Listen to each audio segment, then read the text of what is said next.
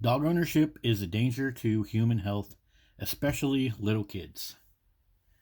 Little kids are right down there at the same level of the dog, where the dog can breathe, sneeze, shed nasty particles from its face and the other end of its body. So let's look at conjunctivitis today. Conjunctivitis is also known as pink eye and other types of eye infections, and this can be caused by dander from your dog. So let's just scroll around on the internet. I found some stuff on Quora. It says, "Why do my eyes itch if I touch them after petting my dog?" Well, that's pretty obvious because your dog is covered with several nasty bacteria that you can zoonotically catch as a human, as well as all kinds of nasty particles that simply are not supposed to be in your eyes. So let's go look at this conjunctivitis definition. So it costs us 800 million in direct health care costs. Wow. 1 billion in cost annually in the US with 800 million in direct health care cost alone. So this is not just some little thing. So let's look down here at some of these common bacteria and viruses that cause this. So let's start off with this Moraxella one. So this can be found in dogs. It's a bacteria that can cause respiratory infection in small children and primates. So that bacteria is a danger to humans. And having a dog up close to humans, well, you're just putting your kids in danger. So what are some other ones? We got staph infections, streptococcus. So let's look at some of those. Mycoplasma is in there too. Let's look at that one.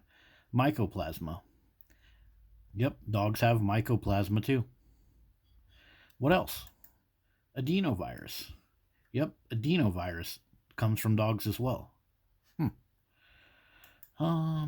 Dogs can be infected with human adenovirus, and adenoviruses can cross between humans and other animals. All right.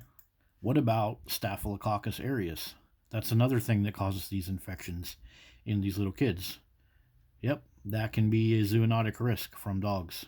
It can also cause skin infections, boils, abscesses, redness, or wounds that don't heal.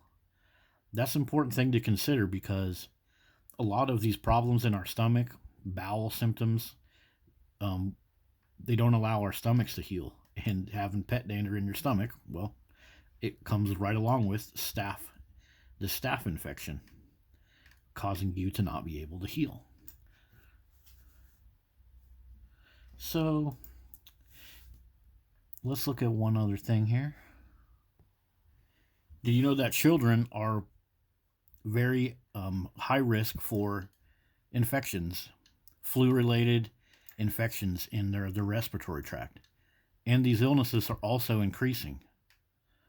How come these illnesses are increasing with these kids? What thing that goes into their home, right up in their face? Oh, it's the dog.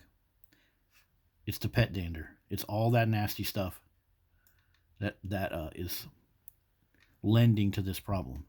Oh, I'm sure there's other problems, but these dogs are full of all of these bacterias. Adenovirus is in there, staph, streptococcus pneumonia, Moraxella catarrhalis. Sorry, I probably pronounced that wrong. But this is what we're filling the houses with these little kids. And it's a risk to your kids. Dog ownership is going up and up and up. And these dogs are not outside. They're in the houses. They're in the houses with these kids. So we looked at the cost of healthcare for this conjunctivitis, right? And that's partially from this nasty stuff that dogs bring into our life. There's no way it isn't. You know, all the dog owners that say stuff like, well, not my dog because he's a good guy. And if you train him and breed him properly and feed him properly and house him properly and give him love, well, all these bacterias, they don't know anything about that love. So it doesn't matter. None of that stuff matters. Dogs are full of this bacteria, and they cost us a whole hell of a lot of money. But they also cost us money just with a ridiculous spending on the dog itself. So not only do you have to pay extra health care because the dog is in your house making you sick, well, you also have to pay just for the ownership of the dog to go to these vet clinics and everything else. So the human cost on dog ownership is, you can look at all these different demographics and numbers and you might think like, well, it's not that bad comparatively. But you start adding up all these separate little data points that come along with dog ownership, the cost is just absolutely ridiculous.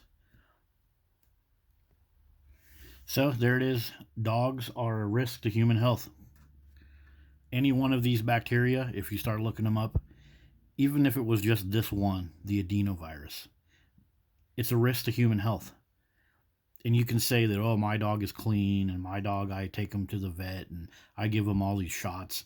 But there's literally dozens of these different bacteria and viruses on the dog, as well as just the plain old dead particles that come off the dog that may not have a direct infectious disease, but regardless, the epithelium layer of these kids is not supposed to, their eyes are not supposed to be digesting all that dirty stuff that comes off of your dog. You have a clear zoonotic risk with dog ownership, and it doesn't matter how clean your dog is, because dogs will go, what do dogs eat? They'll eat garbage off the ground. Look at anybody walking their dog, the nose is to the ground, and the nose is going over the top of dog turds and other decaying matter, and oftentimes consuming the dog turds too. So, yeah, there it is.